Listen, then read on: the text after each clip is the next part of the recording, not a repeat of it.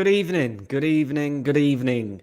Welcome back to True Gunners TV. Back again, back with another video. And today we're going to be doing something a little bit different. Of course, we are going to be discussing the transfer window, another failed transfer window by Arsenal. But we're not going to spend too much time on that. And we're going to get you guys on. I want to do something a bit different, as I say, get you guys on and allow you guys to have your say on the overriding question of the stream, which is who is to blame for the mess that Arsenal find themselves in? And I want to get your guys' thoughts. I'm going to give you my thoughts. And we're going to see if we can go anywhere with this and see if we can do something about this, because this is just beyond a joke now here at Arsenal. Of course, we're going to recap a little bit on what happened in the transfer window. You know, an absolute joke of a transfer window, let's be honest. And 6 players out. Aubameyang to Barcelona.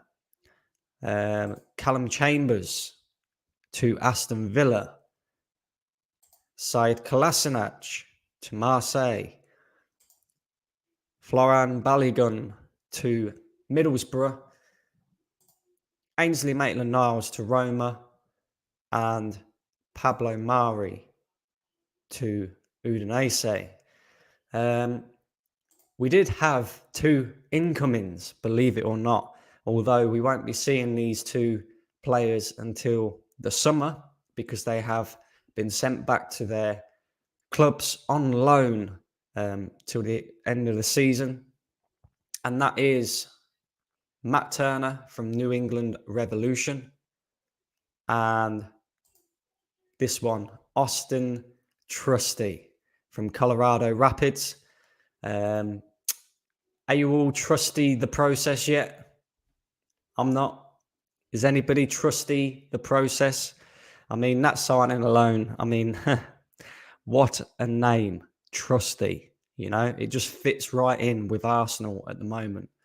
Trusty the process. And I've had enough of this process, to be honest with you. I've had enough of this process for a long time. And it's time that we did something about it as fans. But before we get into that, let's just take a look and see what's been going on at the Arsenal circus.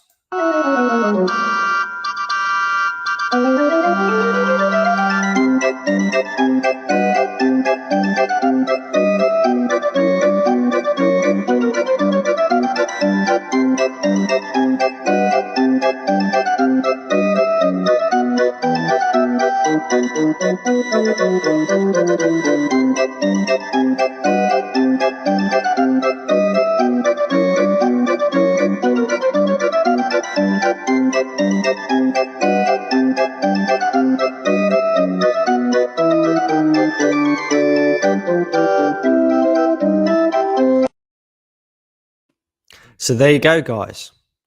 The question at the end of that little clip there, who is most responsible for Arsenal's failings? I want you guys to let me know in the comments section.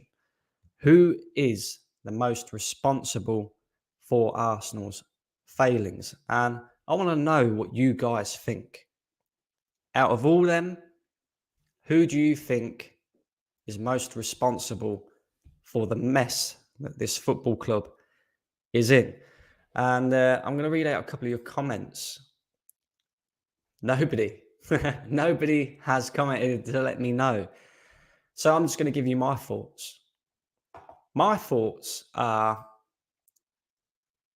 yes, Mikel Arteta is a problem at this football club. Yes, Stan and Josh Kroenke are a problem at this football club. Yes, Edu is a problem at this football club. Yes, Vinay is a problem at this football club. However, the overriding problem at Arsenal Football Club for me is these guys. And I don't mean the guys that are in the picture. I mean us, the fans. We are the overriding issue at Arsenal Football Club. Now, the reason I say that is because this is not the first time in the past, let's say 5-10 years, that Arsenal have failed in transfer windows. This is not the first time that we have been fed bullshit on a plate about a process. Oh, we're gonna do better. Oh, we failed this year, but we promise we'll get it better this year. You remember this one about a couple of years ago now? Be excited. Be excited. Remember that? Josh Kroenke said, be excited. Now, we've just ended a transfer window. I'm not excited. Is anybody else excited? And the reason I say the fans are the overriding issue is because Edu is an employee of Arsenal Football Club. Arteta is an employee of Arsenal Football Club. Vinay is an employee of Arsenal Football Club. Even to an extent, Josh and Stan Kroenke are employees of Arsenal Football Club. Now, yes, they have the majority of the power when it comes to running Arsenal Football Club. Of course they do. They're the owners. They own the football club. They bought it. Yeah? But sometimes I don't think Arsenal fans realise just how much power we have. We have more power than Mikel Arteta, Edu, Vinay, Josh and Stan Kroenke put together.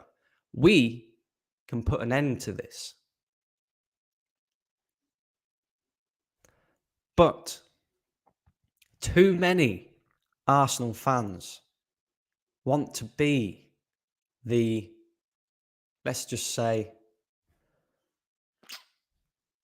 want to be the best Arsenal fan, want to be the one who can turn around to the rest of the fans and say, I told you so. Too many of these trust in something that ultimately is led by an owner that the majority of Arsenal fans don't trust it. Forget about the issues with Mikel Arteta. Of course, I'm Arteta out. I have been for a long time. There's a section of the fan base that is Arteta out and has been for a while. There are fans that are turning on Mikel Arteta as we speak. And there's a section of the fan base that believe in this guy, that think that he's the right man for the job. The same thing with Edu. I think, to be honest with you, I don't think any Arsenal fan trusts in Edu. And then a hell of a lot of Arsenal fans do not trust the owners.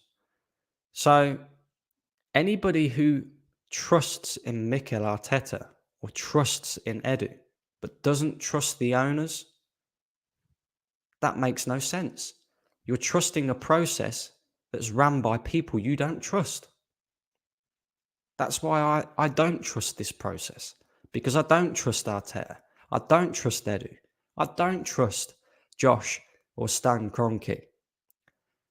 It was only 8 months ago, we was all stood outside the Emirates protesting. Where's that gone, Arsenal fans?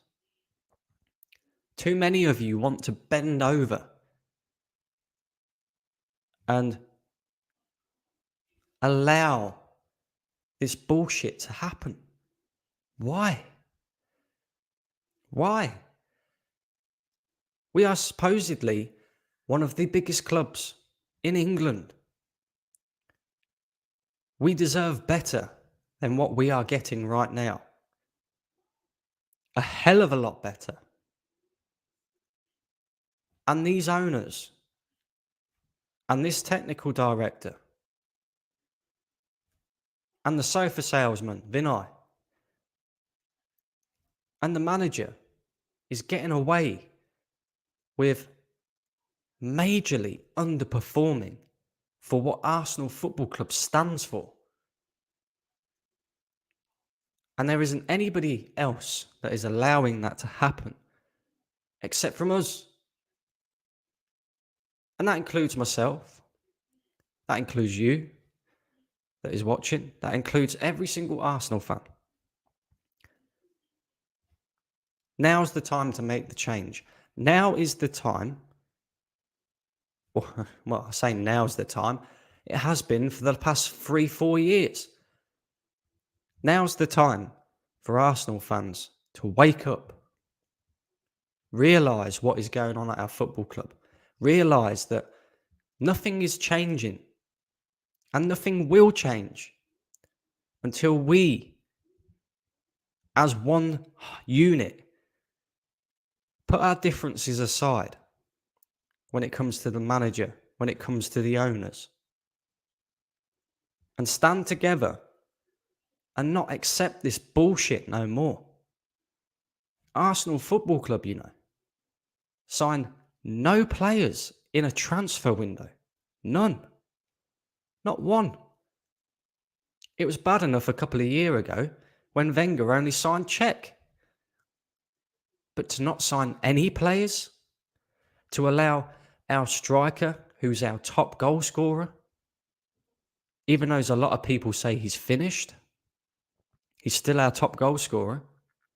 But to allow him to leave, and there's rumours again today that not only did we let him leave for free, but we had to pay him £7 million to cancel his contract. We're not getting any money for our assets. We are now having to pay them off to leave the football club. And I'll be honest with you, I'm not disappointed in any of the players that we've gotten rid of. I believe that Aubameyang, for me, he was the biggest one. He was the one who I was looking at and thinking, yes, okay, he's 32 years old. It's inevitable that, the guy is not as good as what he was a couple of years ago. He is slowly beginning to fade out. But unless you're bringing in a replacement, there's no point in getting rid of this guy whatsoever. And look, a lot of people will sit there and say, yeah, but there was no way he was coming back into this team. And I agree. There was no way he was coming back into this team because Arteta is too arrogant to allow that to happen. And maybe he has done something bad behind the scenes that has forced this to happen. Apologies for that. But when it affects the results that's happening on the football pitch, when it affects where Arsenal are, it becomes a major problem. And it's up to us now to sort things out. I've seen recently on Twitter Spaces and even on his own, videos, Troops, big up Troops, is calling for Arsenal fans to fund for a plane to be flown over the LA Rams stadium during the Super Bowl to protest against Kroenke. I've seen Troops calling for protest to happen again. It's up to us now to make that happen. We need to put heat on these guys. They shit their pants. They shit their jocks when they see the backlash that they got from the Super League. And I believe that is part of the reason why they gave Mikel Arteta £150 million to spend in the summer. But one good transfer window, does not outweigh the poor transfer windows that Arsenal have had in recent seasons. And the poor caliber of player as well. We're supposed to be this big club. We're not. We're a mid-table team, and we will continue to be a mid-table team until we do something about it. There are two variables within a football club, and I keep saying this, that can change the direction of where the football club is going. That is the owners and the fans. It is clear as day that these owners do not give a toss. It is up to us now to sort this mess out. We are as culpable, if not more culpable, than anybody else as to why we are in this position we are in now. It is time to make a stand, Arsenal fans. This is not Arsenal. This is bullshit. I'm going to get into a couple of your comments, and then I've got Nippon waiting backstage. I'll bring you on in just a sec, bro. I want to hear what you've got to say.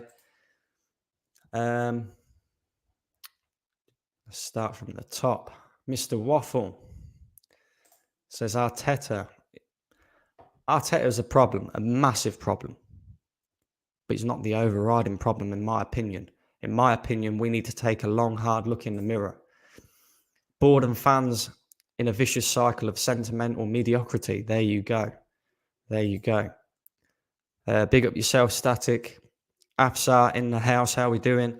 In the summer, he will have to sign at least 7 players. At the very least. At the very least.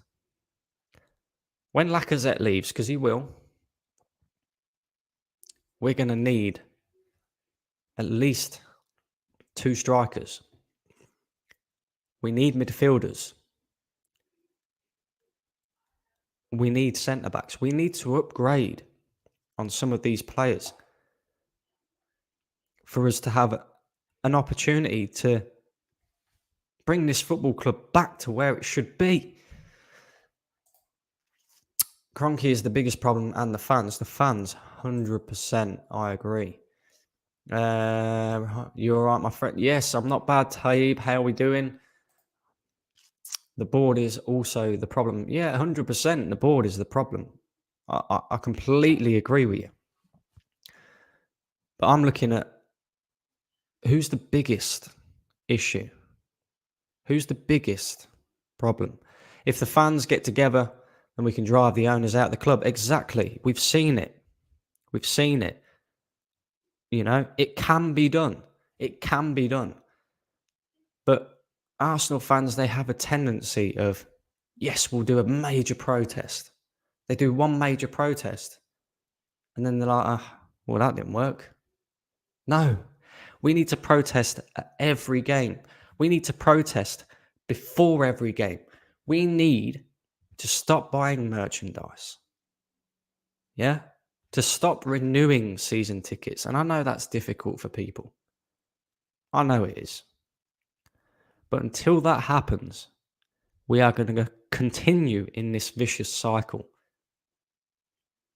Whether people like it or not, Mikel Arteta is not the man for Arsenal. Edu Gaspar is not the man for Arsenal. Vinay is not the man for Arsenal. Even Josh and Stan Kroenke are not the owners for Arsenal. They're not. Their standards are too low. Be honest now, Arsenal fans. When Mikel Arteta was appointed Arsenal manager, was any of you truly happy? Did any of you honestly think that this guy would take us to a league title one day? Or did we just back it blindly? Or did some of us just back it blindly, more in hope than in expectation? In hope that because this guy has sat next to Pep Guardiola, he could be something good. In hope that he's an ex-Arsenal player So it would be a great story if an ex-Arsenal player comes in and gets Arsenal back to the top again. It isn't happening. It's not going to happen. We need to move on. But only you and us can make that decision. Nobody else will do it for us. The owners won't do it because they're happy with mediocrity. Are you happy with mediocrity? I ain't. Hi Static, how you doing? Josh Oil Slick Hair Cronky is always excited for no reason. This is what I mean. The PR within this football club is unreal. Only 2 years ago, we was told, be excited. And in them 2 years, we finished 8th and 8th. And no doubt the summer will come. We've had a poor transfer window. And they'll try and do something to appease the fans. No doubt Kroenke will come out with one of his posh interviews again and justify the ends. Justify why we didn't do any business. Arteta, Edu, they might well come out themselves and try and justify this. I said it on the terrace and I'll say it again here. The only one football club in the Premier League that did not need to do business in January. And that's Manchester City. And that is because they are running away with a league title. Every other football club should have tried in some way to improve their squad. And anybody who didn't bother, like Arsenal, are a joke. The aim of elite sport, as Lee says, is to win. Not to finish second, third, fourth.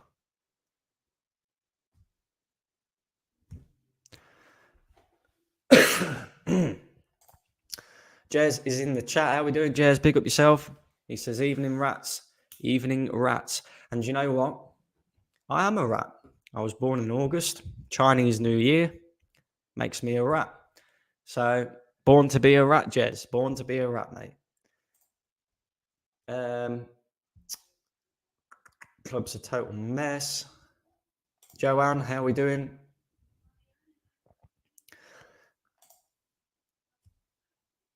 Jez, how we doing? No. Here we go. Too many fans worshipping Arteta's looks. 100%. Too many fans worshipping a guy who's done nothing. Nothing. He doesn't deserve it. He won an FA Cup because of Aubameyang. He's now sold him. Be realistic, Arsenal fans. What do you think's going to happen for the rest of the season? Seriously. Anybody who sits there and think we're getting top 4, even top 6, you're deluding yourselves. 17 outfield players left. We're a couple of injuries or COVID cases away from a crisis. An injury to Lacazette means we have to play Eddie Nketiah up front. And that's nothing against the kid. But he's got no goals in the Premier League. None. Wake up, Arsenal fans. Seriously. We are getting the worst. And it's going to be a long second half of the season, I'm afraid, where we'll end up. I'm not afraid. Not at all. Because hopefully we'll finish where I think we're going to finish. And that will mean that, the guy who's in charge has to be moved on. Simple as that. He has to be moved on. I'm predicting that we will only win 6 of our remaining 17 games. Wouldn't surprise me in the slightest. Would not surprise me in the slightest. Stop going and stop buying merch. Exactly, Roadman. There you go. It's hard. It's difficult for people to do that, We all love the football club. We all love the football club. But sometimes, you have to suffer a little bit if you want things to change. Arteta is the biggest issue along with Edu, says Jez. Fair point, Jez. Fair point. I take your point. They're definitely 100% a problem. I've said from day one, Arteta is cancer in our club. He certainly is. It certainly seems that way. He's selling all our best players. The regime is a joke as well. I mean, Edu. Let's just talk a little bit about Edu.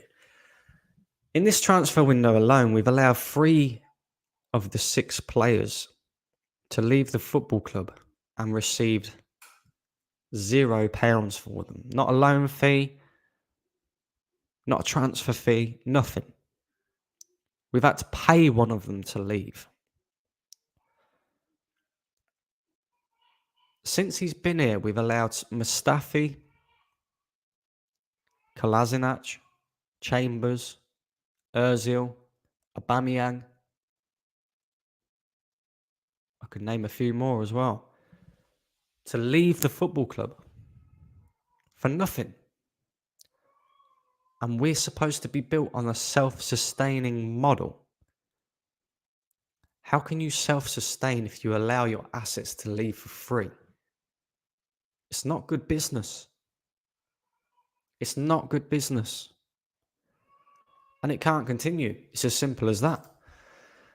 If we do what Blackpool fans did, the Kroenkes would sell up quick. But we need an owner who wants to win and not just make their portfolio look good. 100%. We need somebody. And I don't know who that person is, to be honest with you. There was a lot of talk about Daniel Ek. I don't think the guy's got enough funds to be able to run Arsenal Football Club. Yeah, he's a billionaire, but we need something a bit better than that in terms of like money. To want a bit like him, someone who's an Arsenal fan, someone who loves the football club and wants the football club to do well. These lot don't give a fuck about doing well. Do you know what I mean? Aubameyang being sold was the worst decision made by the board in history. DT innocent. I don't think he is, bro. I'm sorry. Brandon. Even Watford spent more than Arsenal, around 3 million. Yeah, it's unreal. Unreal. This isn't the first time we've been outspent by a club that's smaller than us as well. Kevin says, keep up the good work, Brandon. We are a club run by clowns, 100%. And big up yourself, Kevin. Thank you for that. I appreciate it. Jez says, I will not be going to any more games with Arteta and Edu at this club. Big up yourself, Jez. Big up yourself, mate. I know you do go to the odd game now and again, and that's got to be a tough decision for, a man like you who's supported this club for years. You've seen it through the good times. And it must be difficult to not go to these games. But unfortunately, I think without fans making this kind of decisions, without fans voting with their feet, we're going to continue in the same old cycle, I believe that if we had got Vlahovic, like we chased him for 24 days, if we'd have got that guy, Arteta's new contract would probably have been announced by now. Yeah? That's what I believe. I believe the only reason that they've held back, because believe me, he will get a new contract, because this board is happy with mediocrity. And the fans, a lot of the fans are happy with mediocrity as well. So he will get a new contract. And I believe the only reason they haven't announced a new contract or even spoke about a new contract is because they know that we've had such a poor transfer window and there'll be a lot of backlash if they was to do that now. Arsenal are not, the people that run this football club, they're not stupid. Although it seems that way, they're not stupid. They're clever. And that's why they get so many fans within the fan base to buy into the PR bullshit, you know? I haven't been to games since 2012, says Mr. Waffle. Big up. Joanne says, I've said, and a few of us have stopped putting money into the club. Yes, it's hard not to go, to give up Arsenal season tickets, as you said, but in the long run, it will make them wake up. 100%. That's what I believe. I believe that as well, Joanne. And Joanne hasn't been since 2018. So, you know, there are fans voting with their feet. We just need more of them to do that. Brandon, would you invite Chris Hudson on your channel? I would invite absolutely anybody on my channel who wants to come on and have their say. You know, Chris Hudson, he was the one who went viral when AFTV first started. Am I right? You know, any Arsenal fan, any football fan is welcome on this channel to have their say. I'll never stop that, you know, even if they are the greatest manager in world football. I'll challenge them on their opinion. Of course I will. But anybody's welcome. Anybody. My friends have all been hyping up Vlahovic. I've been trying to tell them for ages that Ivan Toney and Calvert-Lewin are better, but they wouldn't listen to me. 100%. We have Nippon waiting in the background to have his say. So let's bring him on. Let's see what Nippon's got to say. How are we doing? You're on mute, bro.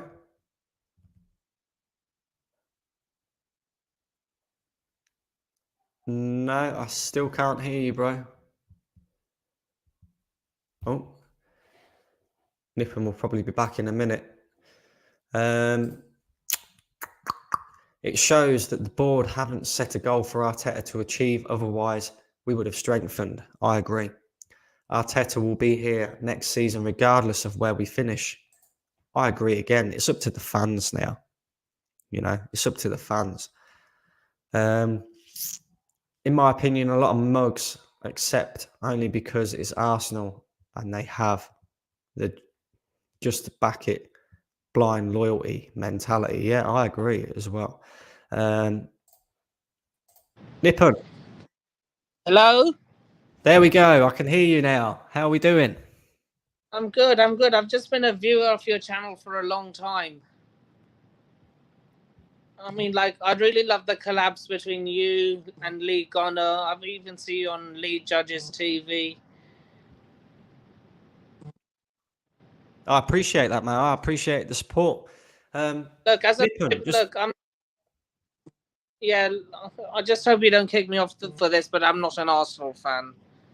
Oh no, of course. I believe you're a Chelsea fan, are you not? Yeah, I am. Yeah, you are. But as an outsider looking in, what's your view on Arsenal? Like from an outsider's perspective, what's your view on what's going on in Arsenal? Look, for one of the biggest clubs in the UK, and look, all sentiment aside, you are a big club. There's no two ways about it. This is not good enough, man. If I was an Arsenal fan, I'd be fuming. Okay. Where do you think the overlying problem is at Arsenal? Like, do you think it lies at the manager's feet, the technical director, the owners, even the fans? No, like you very rightly said, the fans. Okay. And what would your reason?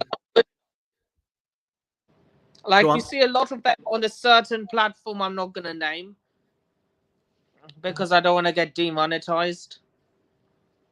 Or I don't want you to get demonetized. Yeah, too many of the mainstream gooners are Arteta in for anything to happen. Okay. What do you think the reasoning for that is, Nippon? What do you think? Why do you think Arsenal fans are what I would say blindly backing this process. Why do you think that is? Just to have their fame. Look, they because like if they don't back Arteta, they will lose all their rights. Like they can't go into press conferences, they can't get their their 5 minutes on Sky Sports. They'll lose complimentary access to the corporate boxes, which I couldn't care less about because as a Chelsea fan or like even the Super Blues, a lot of them are to an extent realistic as well. Like you have your Rory Jennings, you have a few other mainstream journalists who, yeah, fair enough, do say, look, I couldn't care less if I lost an access to a complimentary VIP box. My dad's a millionaire. He can pay for that if I ever wanted to go in one. Okay. Okay. Obviously, you're lucky you don't have these problems at Chelsea. Abramovich, if it's not going right for Chelsea, he's quite happy to sack a manager. He's quite happy to spend more money. What do you think Because needs to change at Arsenal in order for the club to move forward? your manager, it's as simple as that. But the Cronkies won't do it because they just don't have the cojones, as Troy Deeney would say.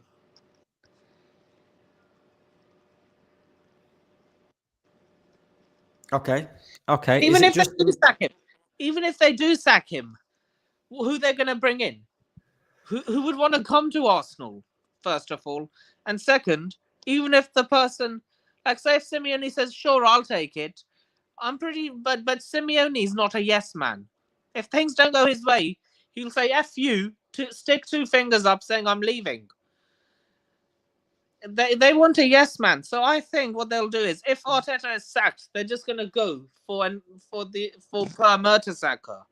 I'm calling it now. Per Mertesacker will be Arsenal's next manager. Oh no, that'd be It's disaster. it's what your board does. They hire yes men. I agree with you. I 100% agree with you. I agree that is the reason why we would never see a Simeone or we'll never see, uh, a Mourinho type manager at Look, Arsenal because the reason is that your owners just won't hire him because the owners know that they will question they will question him. Look, even down the lane, Daniel Levy must have done. Sorry, Antonio Conte must have gone into Daniel Levy's office and like headbutted and saying, "Look, if you don't sign me some players, I'm leaving." There is no way Antonio Conte didn't do that. I'm 100% being certain that Tottenham don't sign those two players if Antonio Conte didn't do something to Levy. Something definitely went down in the Filth's office. okay, yeah, I agree with you, and yeah, 100% Spurs are showing more ambition. Just quickly, Which should be a warning sign to Arsenal. Guarantee you. Look, I asked Lee Gunner the same question as you, as I'm about to ask you. If Spurs win a trophy under Antonio Conte, will that finally make the board smell the coffee and realize Arteta's not the best man to take you forward? I don't think it will, and the reason I say that is because Really? yeah. Even you've just seen your fiercest rivals end at their trophy drought, and you're Mhm. still saying trust the process. I think it will cause a massive uproar with the fans, definitely. If you're seeing your, I wouldn't even say biggest rivals, your local Noisy neighbours neighbours. doing Look, even well. I don't consider Tottenham rivals. Or like because what do they win? Mm, I consider the likes of United, City, Liverpool. Those are my rivals. Tottenham are just the noisy neighbours down the road. mm. Yeah, exactly. But yeah, I think it will cause a massive uproar with the fans if we see Tottenham doing well. But in terms of the board, I don't think it will change anything with the board because, like I say, I just feel Stan and Josh Kroenke are just quite comfortable at the moment. They haven't got much Hey, they're pressure. just stuck in ways. And I Sorry, say don't that think again. they're Nippy. about to change that anytime soon. Yeah, no, I agree. Just Unless, before you go, unless, Nippon. unless Josh's son ends up following football and saying, "Dad, what the hell are you doing to my club? The club I support and love." Because he knows that he's the next owner. Yeah, no, I agree. Just before you go, Nippon, I just want to know from you, where do you think Arsenal will finish this season now that the transfer window's over? We didn't get any players in. Where do you think we're going to If finish? she's signed a few players, I would have said fifth at max. But I don't see you. Honestly, I'm not trying to banter you, or it's just saying it because you support Arsenal and I support Chelsea. I don't see you finishing any higher than seventh. Okay, I agree And with that's you. me I being. agree. If you'd watched my predictions earlier this season, I had you guys finishing in 11th. Oh, 11th. Well, I suppose that So, is was definitely hello, more Arteta. realistic. He's just running your club to the ground. So it could be eighth, 3 seasons in a row, but then you could end up like Newcastle, a once great club, Yeah. No, fighting I for agree. survival. I agree, Nippon, and yeah, thank you for coming on and having your say, bro. I appreciate Yeah. it. I know you got to get off. Before you let me go, when will you next be doing a call-in show like you did today? To be honest with you, I don't really plan anything too much in advance. I just kind of wing it. So there'll be Okay, there'll be so more calling shows. would you like to come on my channel? Yeah, yeah. Why Yeah, not? just follow me back on Twitter. I think I'm following you already. Okay, okay. Big up yourself, Nippon. Thank you for coming on, mate. I appreciate it. And yeah, there we go, Yeah, see, guys. There we go, guys. Nippon has had his say there from a Chelsea perspective, and he's saying, you know what? It's Arteta. Arteta's running your club into the ground. The owners are not much better, and the fans are to blame. And he even said that he doesn't think we'll finish any higher than seventh, which I agree with. He had us finishing 11th this season. Now, 11th. Can you imagine if that actually happened? 11th. That's madness. Look, guys, I've shared the link in the chat. Anybody else who wants to come on and have their say, come on. Come on and have your say. I'd really appreciate anybody who wants to jump on. Give me your views. Tell me what you think, because I'm at a loss here. I don't know what we can do to wake the fans up, to wake the owners up, to wake everything up and see, you know, what is going on. What is going on? This is not good enough. This is not good enough. Anybody else want to jump on? You're all more than welcome. I'll take 11th instead of 8th. Arteta out. Take care, Nippon. 8th and 11th is pretty much the same. Doesn't win you a trophy and you don't achieve anything from it. Yeah. Yeah, it's no different. Really. It's no different. Oh mate. I'm just thinking about what Nippon said now. Mertesacker as manager. Oh fucking hell. Give me strength. Jez says, good luck with that, Brandon. I can't even remember what I said. Big up yourself though, Jez. 8th, 11th, 15th, 18th will definitely be something else. Mate, the thing is we are falling further and further down the pecking order. You know? We've spent £250 million under this manager and we finished 8th 2 seasons in a row.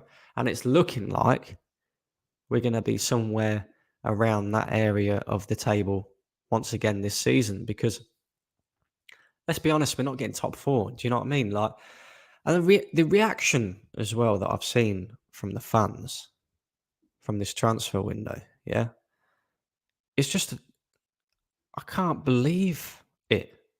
You know, I kind of sat there and was in two minds about everything.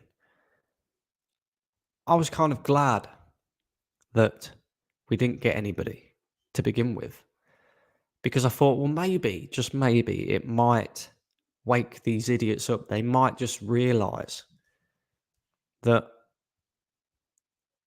it's not all rosy in the Arsenal garden like they think it is. But then when I saw the reaction, I thought, really? More excuses? Are you mad? You know, one tweet that I'm going to read out, and I know it's Twitter, but one tweet I'm going to read out to you guys now. Personally, I don't have an issue with the January transfer window. Did a lot of good getting players out, and pleased that it could force some of the younger players to form part of the playing squad the rest of the season. We've done it before, and it's been a success. Tell me where the success has come from. This guy here is basically saying that he's pleased that Aubameyang's left. He's pleased that players that were on the fringes have left, because it now means that we're going to have to use the young players that we have in the academy. Well, isn't that why we got a game called off against Tottenham? Because this manager didn't trust the players that we have in the academy. Isn't that the reason why Charlie Patino only played that one game against Nottingham Forest? Yes, we've done it before. And yes, we've got some very good youth players that are coming to the squad and done very well. Saka, Smith Rowe. But not every youth academy player is going to be of that level that's required to play for Arsenal Football Club. So again, I'm just hearing excuses. And it's unreal, really. The next tweet is this one. This squad, and it's got a picture here of the remaining Arsenal squad, should I say. This squad is good enough to get us through the 17 games left to the end of the season. Their only target is top four, and I believe they can pull it off. Yeah? This squad is Martinelli with Emil Smith-Rowe as backup, Lacazette with Nketiah as backup, Saka with Pepe as backup, Odegaard, no one as backup, Xhaka with Lokonga as backup, Partey with El Neni as backup, Tierney with Tavares as backup, Gabriel with nobody as backup, Ben White with Holding as backup, Tomiyasu with Cedric as backup, and Ramsdale with Leno as backup. Do these people realise that between Lacazette and Eddie Nketiah, they have scored 2 goals, or 2 or 3 goals this season in the Premier League? Do these guys realise that El Neni is not on the level of Arsenal Football Club? Do they not realise that we now only have 3 centre-backs? Oh, it's 17 games. Yeah, but there's injuries and COVID. All it takes is for a couple of these players to get an injury, a couple of these players to get COVID. Then what? Then what? Unbelievable. I couldn't believe that tweet. Another one here. This is about the Arsenal annual wage bill. 2014-15. our wage bill was £104 million. 2015-16, 106 million. 2016-17, 109 million. 2017-18, 163 million. And it goes on and on and on and on until we get to this year, 2021-22, 87.2 million with Aubameyang gone. And this guy is basically saying that we've almost halved the wage bill in a year. And he's celebrating that.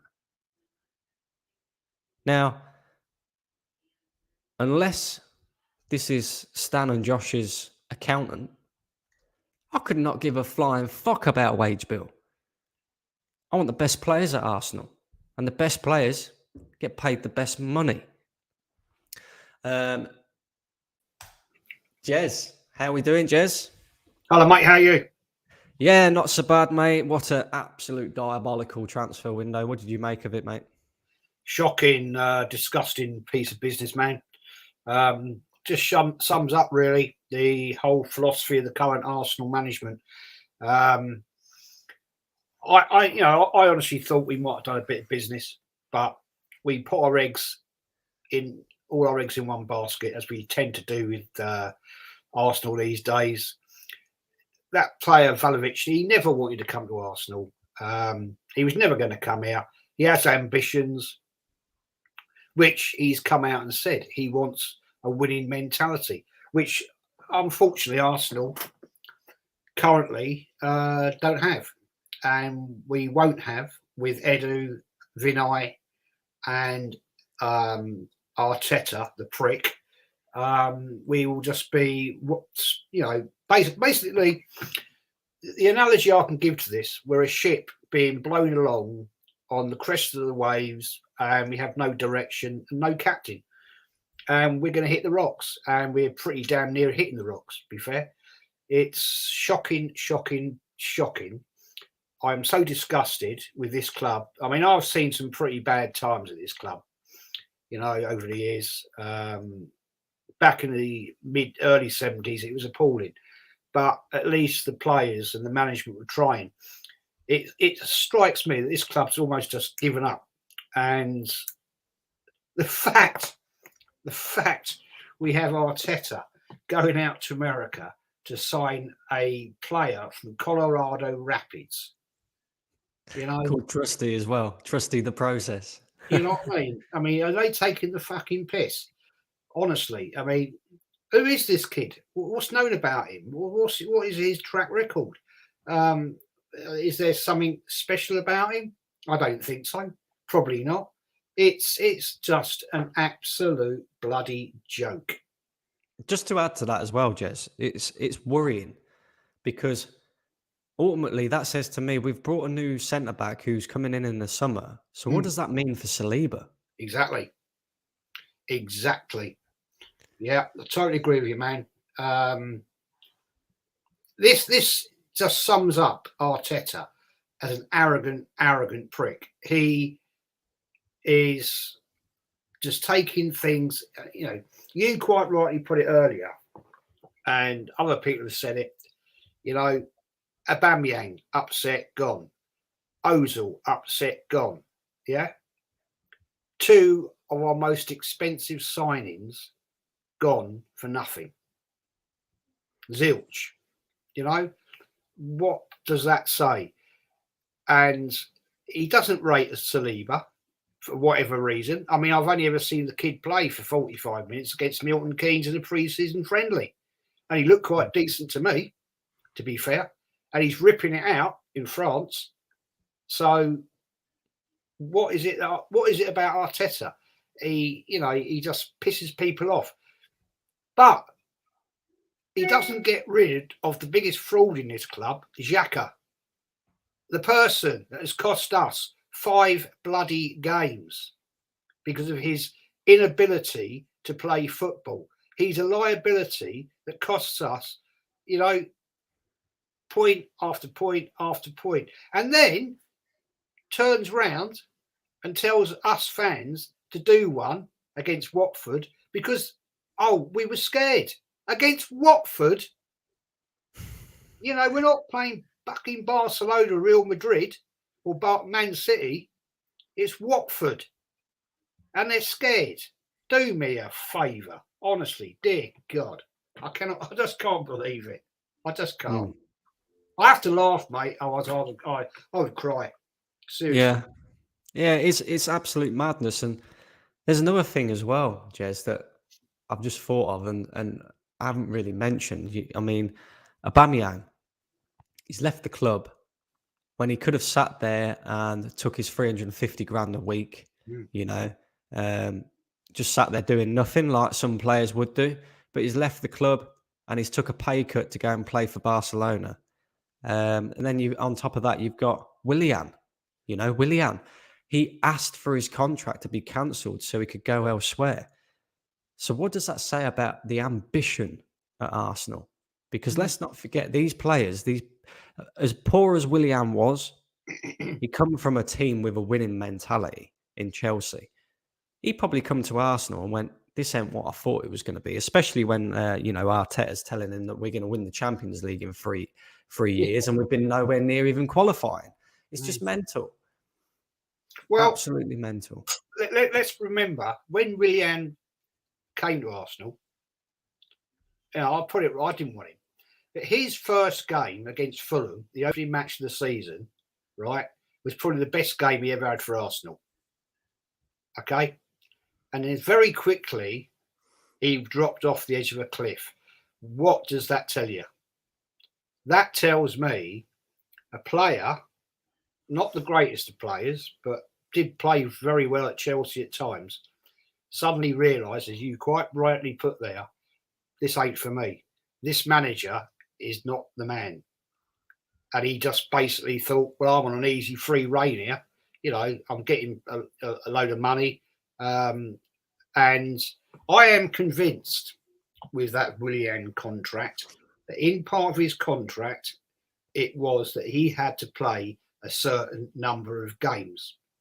And that is why he got picked week in, week out, no matter how crap he was. Now, any agent, I mean, I don't know that for a fact, but I suspect it, because any agent that can get that in a contract is a bloody good agent. Let's be fair. Yeah. So if you can get a contract where you can turn up week in, week out and just put your boots on, put your shirt on and run around a pitch for 90 minutes, then you've done well. Because that's all it seemed to me. And the other game, when he scored that goal, he actually turned up and played. He turned up and played that day. The only two games I ever see him play was the opening game against Fulham and the game where he scored a goal. And I forget who that was against now. But it was then that, I've had enough of this. I'm off. I want to go. And I honestly, let's get it right. There's such a common denominator here with one single person, and that is Arteta. He's an arrogant prick who pisses people off. He's like an arrogant, impetuous child that if you don't play his game, he's taking the ball home. Yeah, that's how it is. He was an idiot like that as an Arsenal player. You can see by his whole demeanour what arrogance he had. And here we have him as our manager absolutely destroying our players. He got rid of Martinez in favour of Leno, probably because Martinez stood up to him and said, I want to be number one. And Martinez proved his point. He played brilliantly. And in my opinion, he was better than Leno. And look what's happening with Tierney. Tierney, when he came here, awesome player. Look at him now. Not the player he was.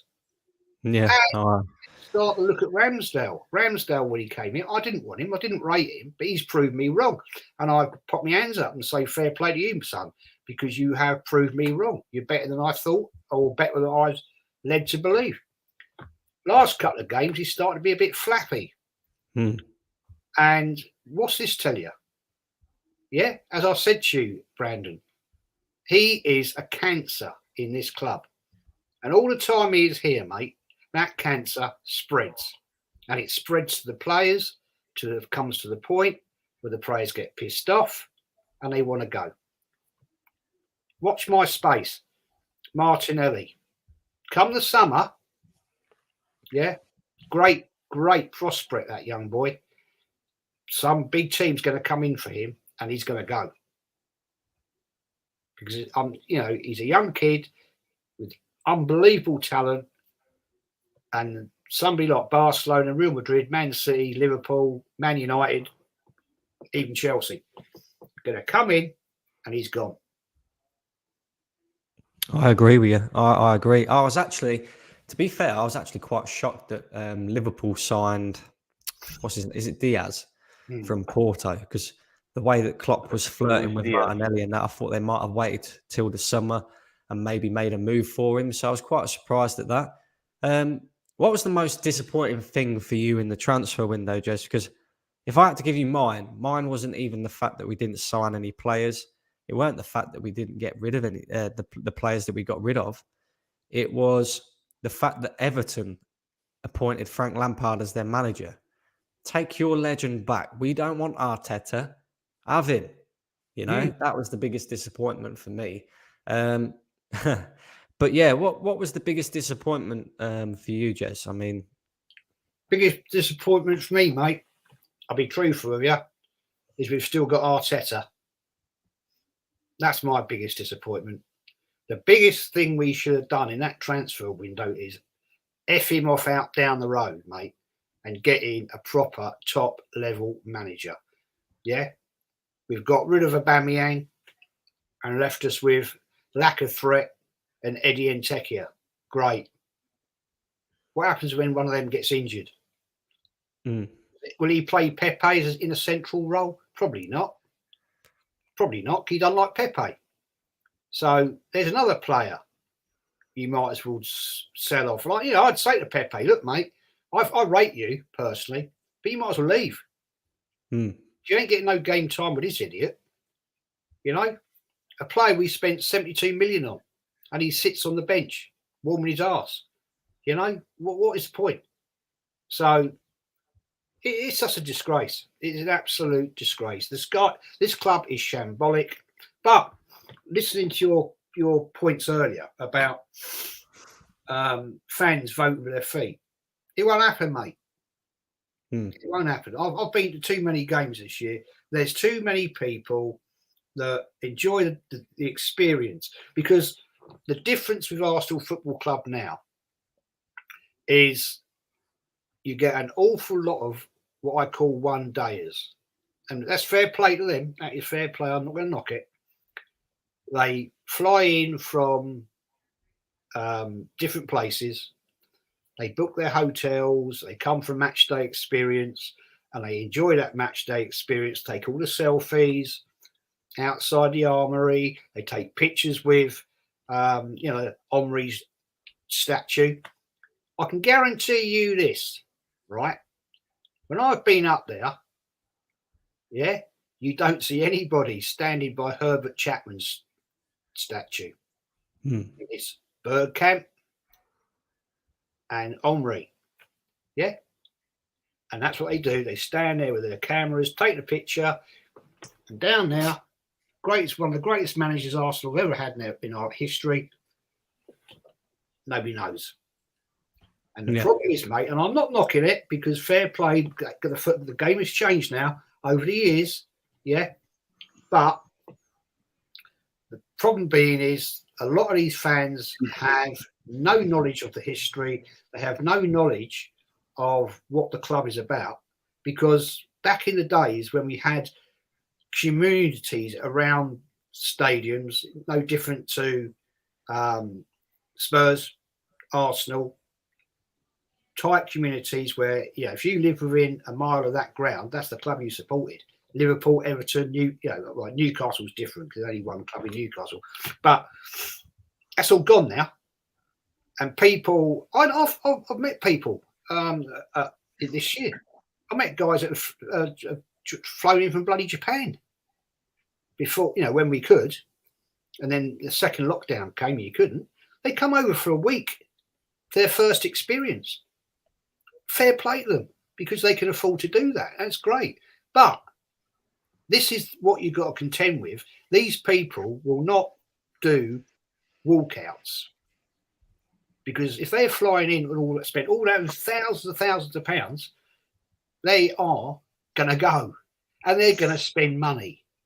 And people all around the world who could never, ever, ever have a chance of getting to see an Arsenal game in real life will buy the shirts. They'll buy all the crap that they sell. Yeah. You know, and I'll shut up now because I'm going on a bit of a... What can we... Just real quick though, Jez, what can we do to change this though? Because like you say, we're a worldwide fan base, so yeah, you're going to get people flying in from different countries just to come and watch the Arsenal and enjoy the experience. Like for fans like me, for fans like yourself, that want change, that want this PR process to be over and done with, and I believe that it doesn't just. By getting rid of Arteta, it doesn't change nothing really for me because I believe that, like, what Nippon said earlier, even if we get rid of Arteta, I believe the owners will probably employ another Muppet or a puppet or whatever. So it's up to us now, the fans, to raise the standards back to where they should be. And what can we do? What is within our power if, we can't do mass walkouts and stuff like that? What can we do? Yeah, that's a great point, man. It's a great point. I mean, I honestly don't know because, I remember the days when we got rid of Terry Neal when there was like 10,500 Arsenal fans went up to Islington Town Hall back in the day. But that was back then. It's all changed now. It's going to be very difficult. Very difficult. Yeah, fly your planes over the Rams Stadium, fly your planes over the Emirates. It ain't made no fucking difference to the Cronkies because they don't give a shit. Arsenal is a cash cow. Yeah. And this is no disrespect to American people, right? I don't mean this in any shape or form. Football Association in America is nowhere near as big as it is in Great Britain. In America, it's American football, and fair play to them. To the Cronkies, American football with the Rams, is far more important. Now, let's forget all the bollocks about they take money out of Arsenal to put in the LA Rams. That's not true. We know that. You've only got to go and look on the Arsenal accounts. That doesn't happen. Yeah, they are a self-sustaining club in their own right. Yeah. How do you hurt the Cronkies to get them out? Is, in my book, the only way it's going to happen, mate, is the loyal and faithful, the fans in the North Bank and the Clock End, that at half time, when they go for their cups of tea and whatever, don't go for that, they leave. And then at half time, when the teams come back out, gone. Because those fans would have bought their match day ticket or their season ticket holders, and then they can say, right, we need to do something here, boys. Let's go. Yeah. Okay. Drogbinio, how are we doing? I'm doing good. I'm just saying because I think that everything that's supposed to happen is going as planned because the only way you guys see a different as in the owner needs to go. I think that if Arteta goes first, they have no choice but to put in a proper manager. So because if anything happens right now, what they have, the way how they're back Arteta, they need to back the new manager.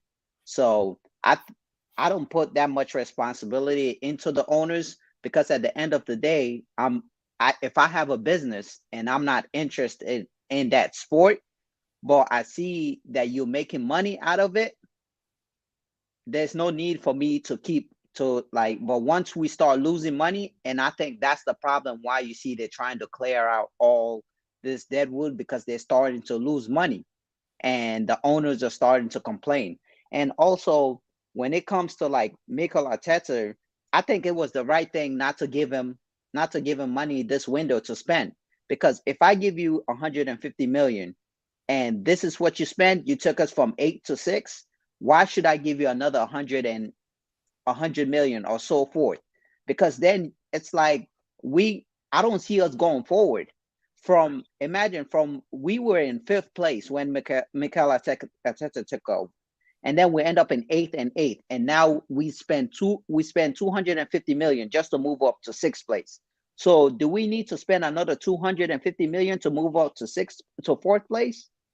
That doesn't make sense. So I think everybody is looking at this wrong. Is that people? I think that they really force, like Edu and all of them have put their faith so much into Arteta that they wanted Unai Emery to be out, so they forced him out. So now they have to stick with him because they have went to the board and convinced the board that Arteta is the man.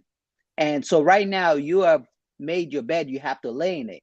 And that's the problem. And he's not the guy. And one of the things I was saying, the most worrying thing is that we starting to lose our French connection. Like Saliba, I'm really worried about that. And Guendouzi, he used to be one of my favorite players. Pepe, I'm worried about that. It's a lot of things. Who's the next player that Arteta is going to fall out of? There's always, we have seen this trend keep on going on and on and on. It's like, how long are we going to keep on changing plays, where it's like it's one simple thing you can change and that can fix everything. That's the manager. So, Great and point. also it's the same thing. We missed out on Pep because we stayed with Wenger too long. We missed out on Klopp because we stayed with Wenger too long. We missed out on Conte now because we stayed with Arteta too long. And it all goes back to the fans. Because like the more, like if I look in the news and let's say if I'm Arteta, this is what I'll go to the board. I'll go and show one of the AFT videos that is saying Arteta is the vaccine to Arsenal. So if I show that videos, everybody is gonna be like, you know what, he's right. So it's like all those things, when you watching those, it's like the more people back him, I don't understand why people are backing him. That's the first thing. I really don't understand, because like when you ask them what's the style of play, what is it, they can't really tell you anything about it, and it's frustrating being an Arsenal fan. And I got a question for Jez. When did you think Arsenal started going downhill? Because as for me, my dad was an Arsenal fan. After Ashley Cole was sell, that's when he said he's had enough. He don't like the direction that club was going. That you would sell the best players that came out of the academy. He is the best player that have come out of the academy, and you sell it to our biggest rival. Because Chelsea was a biggest rival at that time because they were coming right there. You talking about Van Persie? No, Ashley Cole. Oh, well, yeah. Yeah, that's when my dad stopped. He said, I've had enough. And ever since then, it's just been going downhill. I would say this club has started to decline, big decline, in around 2009, 2010. It was doing okay, but then Wenger just got too much power. The biggest problem in my book was the fact that as Arsenal fans, we were sold a dream, which has turned into a nightmare. To be fair, when we moved from Highbury to the Emirates, it was the start of the end. Because to me, the Emirates is soulless. It has not got the atmosphere. When back in the day, when teams came to play at Highbury, and I'm talking about the great teams like Man United back with Ferguson, Liverpool in the 80s, 70s and 80s, teams like that, they didn't like coming to Highbury because they knew it was a threat. The ground was tight, the pitch was small, the players were intimidating on the pitch. and it was not a good place for opposing teams to come. The Emirates now is not looked upon as a frightening place for teams to come, especially with the crap we have got, with our rubbish management and our rubbish manager. There is no threat. Back in the day, it was, you'd talk and say, you'd hear the word, oh, we've got the Arsenal this week. The Arsenal. Not Arsenal, it's the Arsenal. Because players and opposing fans would think, oh, shit, we got Arsenal this week. And this is even in the times when Arsenal weren't the greatest. So the club has been going from probably 2006, slowly, and now we've fallen off a cliff, basically. Simple as that. And it's going to take an awful lot for us to get back up that cliff. I can assure you. It ain't going to happen next season. I agree. I completely agree with Jess. The only thing that I'm going to challenge you on, Drogbinio, is what makes you think that if the board was to get rid of Arteta, that they'd have to employ a proper manager? Because we've seen it firsthand with this manager. He come in with no credentials, no experience, but they managed. The best thing at Arsenal at the moment is the PR. The PR is so well done that it gets into certain fans' heads, and people buy into that. So who's to say that we won't go and, I don't know, let's just say we give the job to Per Mertesacker after Arteta, and then a PR spin gets these fans buying into that. Do you know what I mean? Like, I don't know. Well, one thing I would say is, like, at this point, you can see with your own eyes. Like, I would take anybody right now over Arteta. Because do you see any improvement from now on to the end of the season? Do you see do you think that we're going to get 4th place? And as a fan, I don't even think we're going to get 8th place, because Wolves are probably going to be in that 8th place spot, and we're probably going to be 9th or 10th. That's my opinion. And we're just a couple injuries away, and it's not like all of our players have been staying fit. It's not like Xhaka haven't had a red card. It's not like Thomas Partey have been playing great all season long. It's not like Ben White have been like this unstoppable force. It's not like Gabriel is not going to make that rash tackle. It's not like Arteta is not going to fall out with either one of the left back and put one down on the bench and then fall out with the other one. It's like, it's so many variables that is going to cost us so much. And that's why I'm saying the best thing right now is to move on from the manager. The thing is, it's like we worried about what's step 2 and 3 when we need to handle step 1. And step 1 right now is the manager. After we get the manager out, then we as a fan needs to come together and move on to step 2. But step 1 is the main thing right now, which is the manager. Gravinia, can I ask you a great, I first want to say your points you made straight out were brilliant. I actually endorse what you're thinking about what the Kroenke was thinking. Well, why would we want to give this guy a bang load of money again when he's actually doing nothing? That's a great point. But the second thing I want to ask you, man, is why do we want to finish 4th with this squad? Because if we finish 4th, we've got to go through Champions League qualifying. Yeah? We do not have a squad good enough, to qualify, probably even through qualification against really poor teams. And if we did qualify, we wouldn't get out the group stage. We would get drawn. We won't be seeded.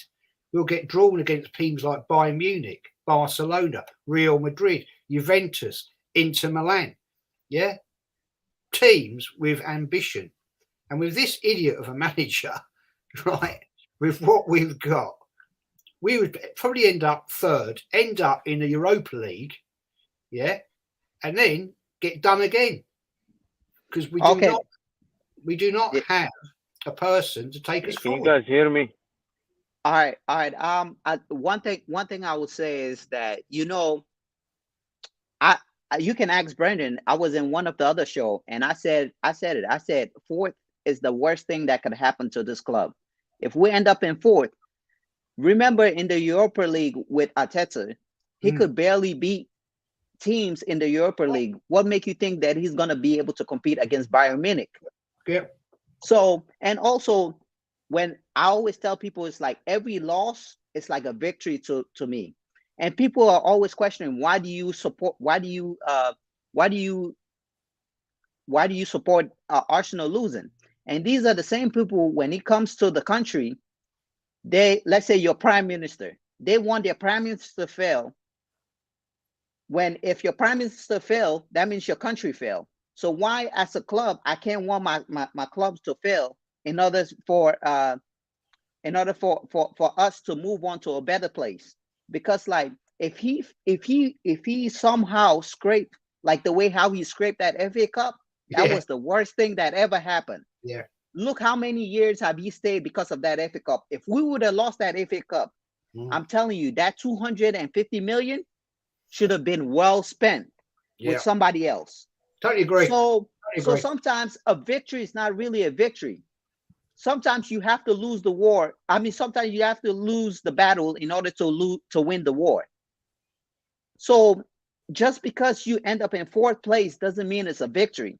It's only going to be worse. Because of that FA Cup, give him the biggest escape that he have had. And he have been living off of that so much that the person that helped him is right now in Barcelona. Yeah, totally agree. I agree. And one thing that all these players have to look at, as if I was a player, I would look at it. If he's treating Aubameyang like this, it's only when he needs me, he's gonna sugarcoat it. As soon as he don't need me, next thing you know, he's throwing me under the bus. Yeah, totally agree, 100%. man. Yeah, 100%. Great points. We got Mad Muller here as well. He's not got his camera on or anything like that. He's just coming on audio. What do you want to say, Mad Muller? Yeah, can you guys hear me? Is that a Yeah. voice? Well, I agree with Jez. The culture of the club, the DNA of the club totally disappeared since they moved in. I'm not an Arsenal fan, but it's sad to see Arsenal in such a situation and predicament. When they moved into the new stadium, the club just literally became a corporate, became like any big, giant corporate money generating asset for an American billionaire that never kicked a ball in his life and don't even understand the culture of football. I mean, if you look at the other owners of the other clubs, they came from a background or a culture or a nations or states that consider football as their national sports or their first national sports. So they have passion for football. I'm a Chelsea follower, and I know the owner of Chelsea actually gamble with football and make money off the football, and he's been a fan of football since he was a child. So that would reflect on the team. What you see right now, it's been going for a decade. You guys acting like this has never happened before. The fact that Arteta has no saying in what is going on, actually, he's just a front or facade that he's actually a front face to what is going on.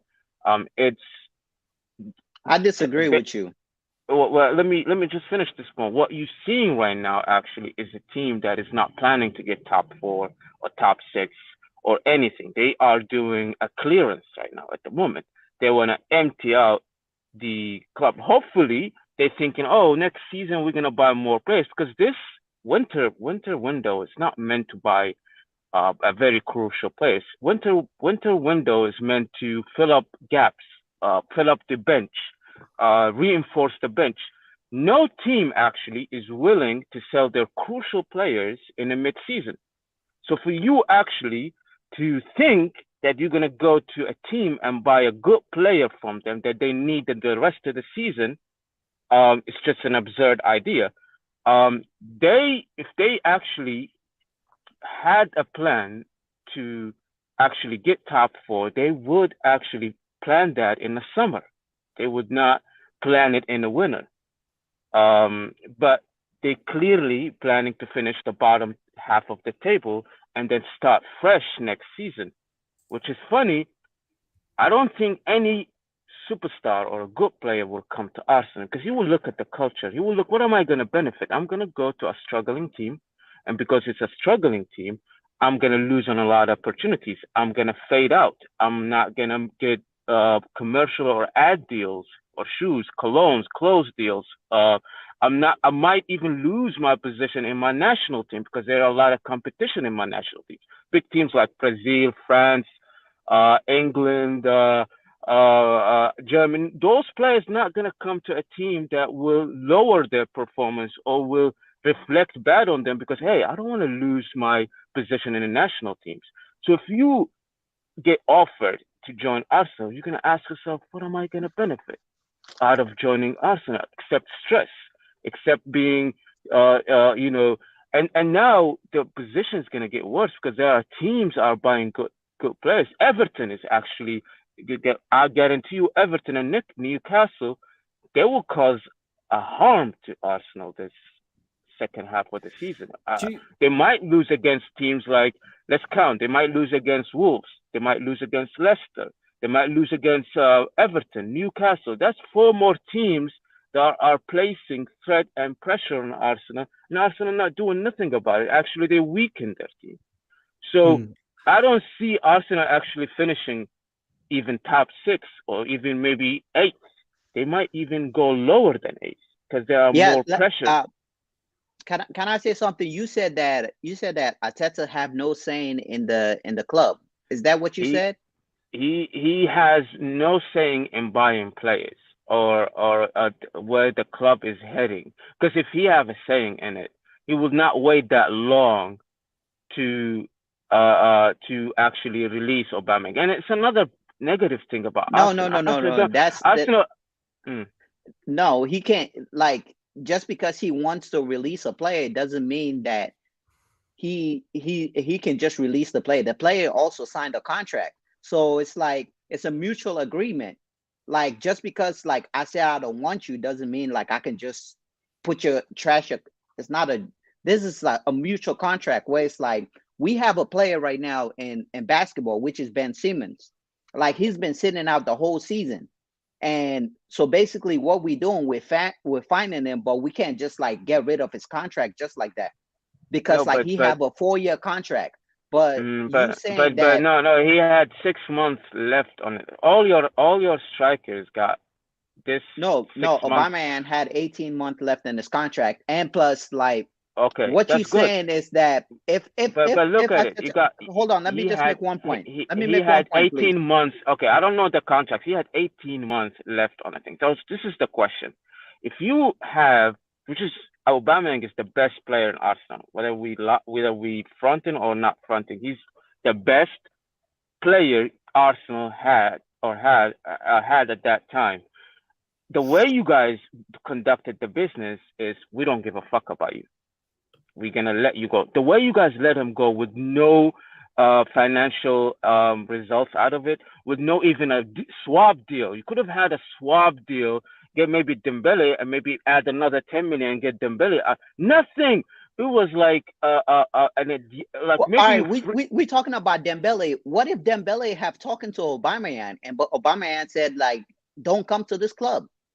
So that could be another issue as well. Everybody sees it, and the agents will look at the club and say, "Hey, why would I lower the stock of my player by joining a team that is already struggling?"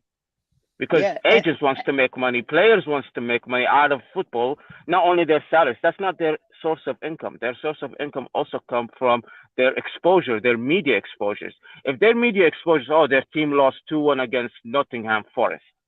Who's gonna go to this player and say, "Hey, we're not going back to the question that I asked you. I'm sorry. I'm not trying to be rude, but we going out of the realm of what I tried to ask you. You said that Arteta doesn't have a say in what goes on in the club. He does, because like he didn't have to let Saliba go. And it's not the club that forced Saliba to go on loan. It's not the club that forced Guendouzi to go out on loan. It's not the club that forced Nathan Miles to go out that early on loan. It's because Arteta said he don't want that player. And I wouldn't be surprised if like they came up to him and tell him that, oh, it's a certain budget that we need to get to, and now you'll spend this much money and you're over the budget. Okay. I'll tell you, what I'll I'm answer trying your to question. get to. Okay, I'll answer your question. Okay, so let's take an example as a Conte with Inter Milan. Conte actually came out in the public, blasted the management of Inter Milan. They said, hey, this team is not supporting me. This team is not giving me the players I need. This team is not giving me the quality of the players I request. Arteta never going to do that. Arteta's never going to stand up to, Arteta might say, oh, I don't like this player to play with me. So what's next step? How about we buy such and such? The owner will say, oh, we can't pay this much for this player. Choose another player in a packet of 20 million, 15 million, a mediocre player, a prospect, a young prospect. Arteta's not going to come and say, hey, I need such and such, with such a price will elevate the team. Arteta is not going to do that. Arteta is going to come to the board. I don't want to play this guy. I want to freeze this guy. Okay, so what's the solution? The solution is to get such and such. Or the board will say, or the owner or the chronicle will say, oh, this is too much money. No, we don't want to do that. And Arteta will become quiet like a bitch and back off. But Conte, a coach like Conte or Mourinho, he will actually stand up to the owners and say, well, fuck off. I'm going to come to the media and tell the fans what is going on behind the scene and why and how you guys conducting the business. It's not your interest to actually win something. Your interest is to make money. Arteta will never going to say that. Arteta will be, okay, no problem. Let's get these mediocre prospect players and such, because I just don't like this guy. That's exactly the dynamic what's happening in Arsenal. You understand? So Arsenal totally different from 10, 15 years ago. Just it's run like a company. Just make money. Actually, I think you're wrong. I don't think it's totally different, because this was the same thing Wenger was doing.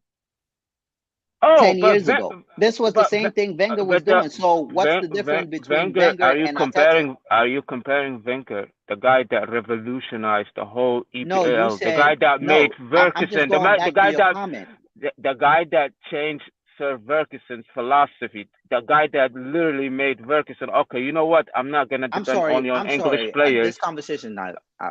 Okay, I'm talking trying to everyone. Go back to your statement that you said. You said that the club is different from 10 years ago. And I went back and said 10 years ago, Wenger was doing the same, was pretty much controlling everything that goes in and out of the club. Well, and now why don't you compare what Wenger was achieving to what you guys are achieving right now? Wenger didn't achieve anything. Wenger didn't achieve nothing. Are you kidding me? Okay, Wenger didn't achieve nothing. Can I explain why? Name another manager that have been in the club for over 20 years and only win 3 Premier League titles. Look, name another manager that have been in the club for over 20 years and only win 3 Premier League titles. And you saying Wenger? The first 10 years, yes, he was great. But the first 10 years, I was like 8 years old or younger. That means nothing to me. I'm looking from 2006 going up. What did Wenger achieve? Wenger achieved a lot of things. Wenger made Arsenal. Listen, to slapping from Bayern Munich. Well, yeah, lately he did. I'll tell you why. Because he was not getting the support. But with the support that Wenger was getting, it's because of Dean Smith. Let me finish my point, my friend. I listen to you. Over the club. I listen to you. Arsenal with Wenger was a formidable force in the EPL, and they were guaranteeing the 4th spot. He was guaranteeing the 4th spot. That means more money, more exposure for the club. The team also. Can you listen to me? The team also had more pull of attracting players. Imagine Okay, Wenger who did we on the attract? phone. Explain. Who did we attract? He built Arsenal, man. What are you talking But who about? did he The attract? You Arsenal, said he attract players. Who did he attract? Jen, let's ask Jen since 1967. Jen, do you think Wenger actually was a positive impact on Arsenal or negative impact on Arsenal? Right. Let's put it into perspective. When Wenger came, he totally revolutionised the Arsenal philosophy. The whole EPL. He changed the whole EPL. Let him talk, man. You have to let somebody else talk. Let him He explain changed the himself. whole EPL. He changed the whole English Premier League. Wenger is the one who actually planted the seed to what is EPL today. That's what Wenger brought to the EPL. You comparing EPL to Arteta? Are you kidding me? Hang on a minute. Hang on a minute. Hang on. The Premier League started in 1991. Yeah. Wenger, when he joined, totally revolutionised the way Arsenal Football Club played and their structure. He was the man who actually co-designed and helped build, the new Arsenal training ground. His whole philosophy was to rebuild a club that was basically just wallowing along, and he did. He did amazing things. He won 2 doubles. He is the manager, has won more FA Cups than any other manager in history. But let's get it right. Wenger, along with David Dean and the other management at the time, had a dream that we were going to move from Highbury to Ashburton Grove with the Emirates Stadium to compete with Europe's elite. Even though we were already doing it. Europe's elite. That was what was sold to the Arsenal fans. We got to 1 European Cup final, and we were very unlucky to lose, to be fair. Let's get it right. Yeah, we were unlucky to lose that. What have we done since? Yes, we qualified every year for the Champions League in Europe. Yeah. And we got through the group stages. We quite often got to the quarterfinals, and we're out. All it was doing was bringing in a shed load of money. Wenger looked upon that money as his own money. He sold off some of our best assets that this club has ever had. Henry, Vieira, Petit, Fabregas,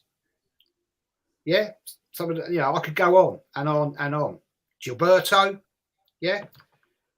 So no, in his early days, Wenger was awesome, and I was one of his biggest fans ever, I can tell you. But the latter stages from 2008 to 2009 onwards, no, because you could clearly see the decline, and there was no direction from Arsenal. It was simply money, money, money, money.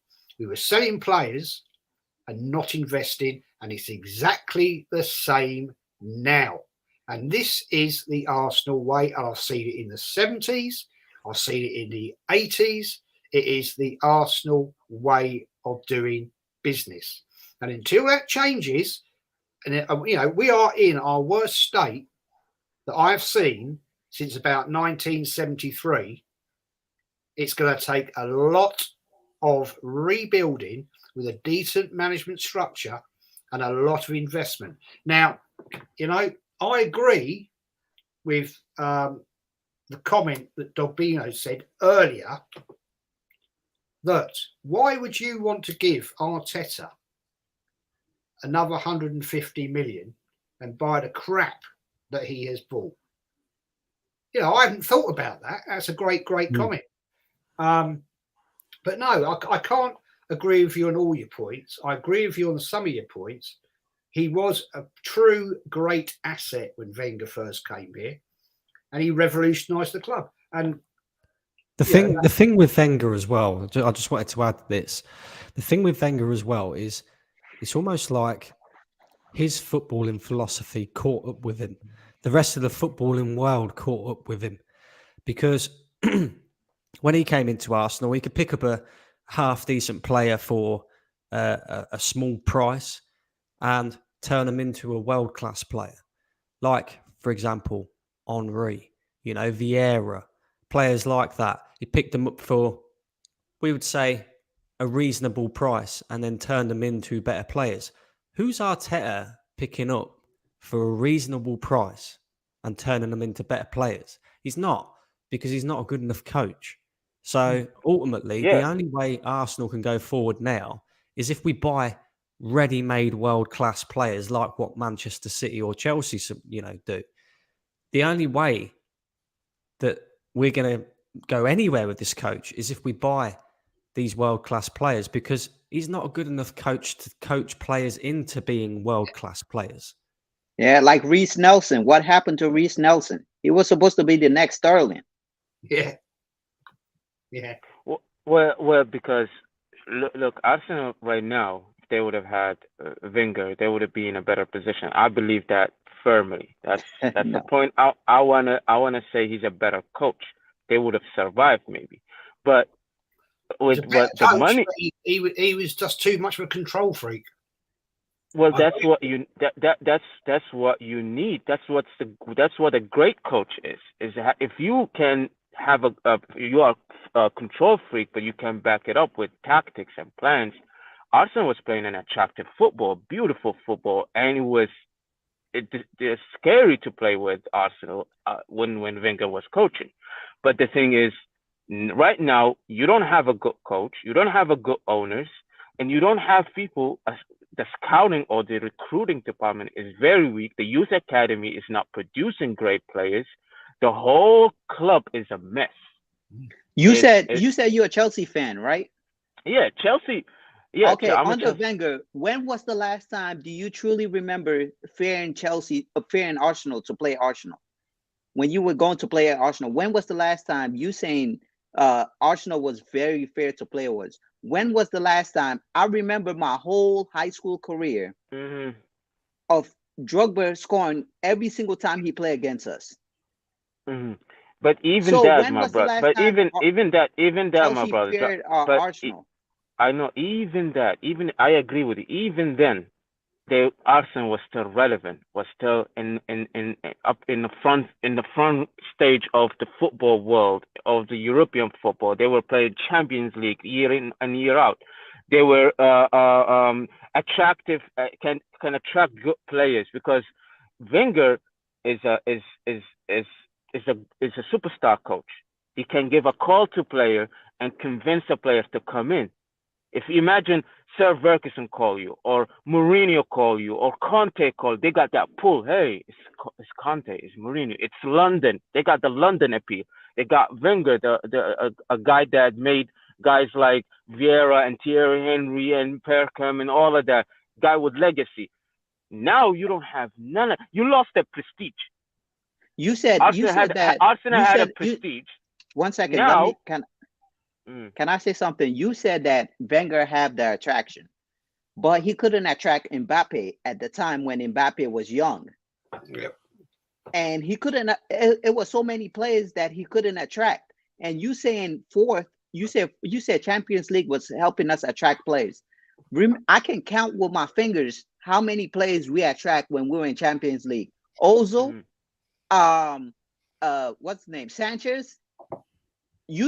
Who else was a big player that we attract on the Champions League? So why is it this myth that if we go to Champions League, we'll be able to attract players? And it is a myth as well, because like Robinho just said, he can count on one hand how many players we attracted for having Champions League football. Well, you don't know what more. But you don't know have left the club because of the lack of ambition. Nasri, yeah. Van Persie, prime example of that. Van Persie, Adebayor, lack of ambition. Yes. Okay. So Wenger had an attraction. He could attract players, but he wants them for a certain price. Like just said that he was running Arsenal like his own club, his own money. So it's the guy that went to Suarez. Suarez was ready. He added $1 or I don't know £1 to the transfer fee to Suarez. He's the guy that actually brought Abramovich to the training ground, and he said to him, you know what? I'll give you such and such. And Abramovich is like, oh no, no, no. He walked away. At least he could actually make players consider, and they might have a clash with him over money, over salary. But definitely, Arsenal under Wenger was a prestigious club, was a club that any players are willing. Oh, okay, you know what? I will play under Wenger, and Wenger can do. And also, Wenger have an eye for recruitment. He can see a star. He's the guy who made Thierry Henry from left back to a striker. He's the guy That's that brought up a guy like that's Vieira. like that's Yeah, like me going to a Beyonce concert and then say, Beyonce, I love you, and then Beyonce said, I love you too. Oh, he considered that he's gonna be with me. That makes no sense. Like, just Mm. because we can go by if, buts, or whatever, as long as if he don't sign them, he don't sign them. We just going by what is actual facts. And the actual fact is that we only signed Ozil and Sanchez are the only two players that I know that were big time players that signed because of Champions League. You because can count Suarez $1 in a pound. At the end of the day, we don't know what's behind the scene. What we know what is that he did not sign with us.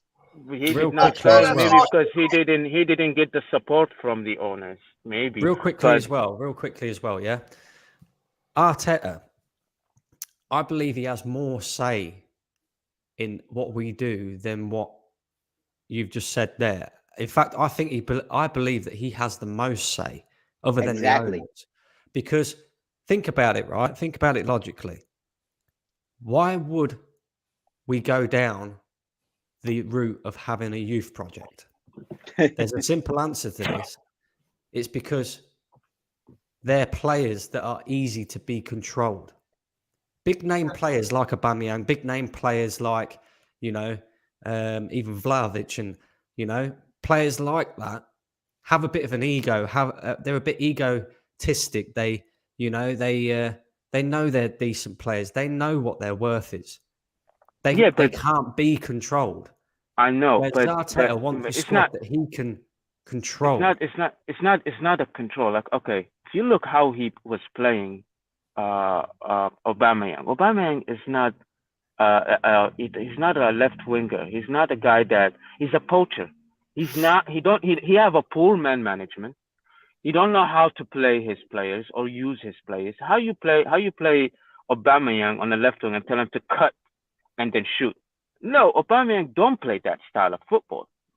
So Aubameyang have the right to say, "Hey, boss, I can't do what you asking me to do. This is what I'm good at. Can you can you build the team around me and or at least play in a formation where I can score goals with?" No, Arteta will say to him, "No, he's a knobhead. He's gonna say, no, I want you to play that way, and I want you to score goals like that."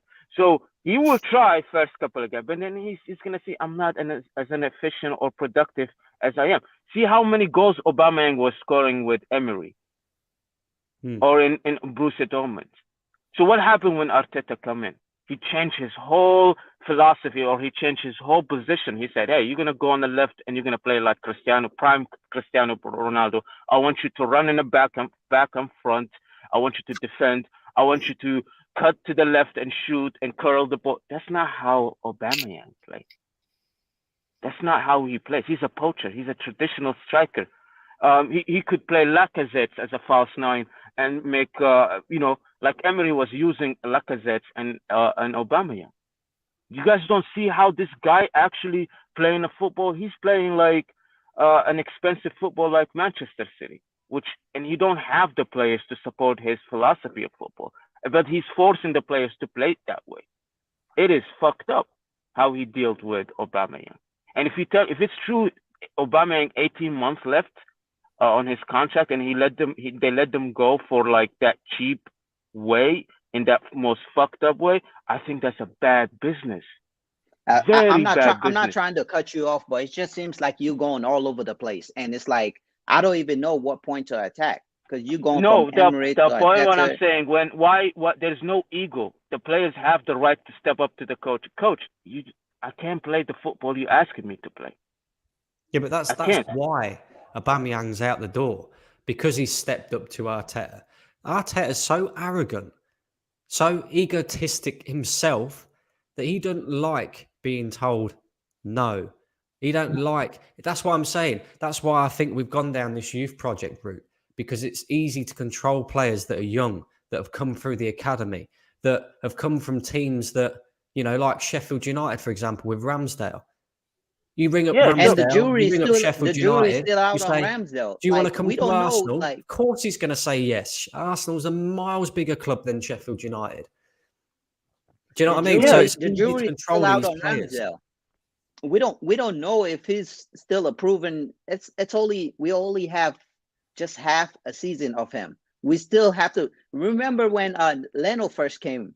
We all thought he was the greatest thing. We still got jury out on him. Even Tomiyasu, we still haven't seen. I've seen more bad performance than good performance. Ben Japanese White, one. I've seen more bad performance than good performance. Ramsdale is better than Leno when it comes to ball distribution. He's a modern goalkeeper. He knows how to kick the ball and deliver it But there. we had a better ball distributor, which was Martinez. You remember when we were playing Man City? Martinez got the ball and kicked it right away. One of the goal that what's the name? Aubameyang scored. He kicked the ball right away, right to Aubameyang. Aubameyang curved and scored the Henry style goal. Yeah. He was a better distributor from offense to attack. That's pretty much how we won the FA Cup. Okay, whose mistake is to let that goalkeeper go? Arteta. Arteta, because he came out and said that Leno is his number one.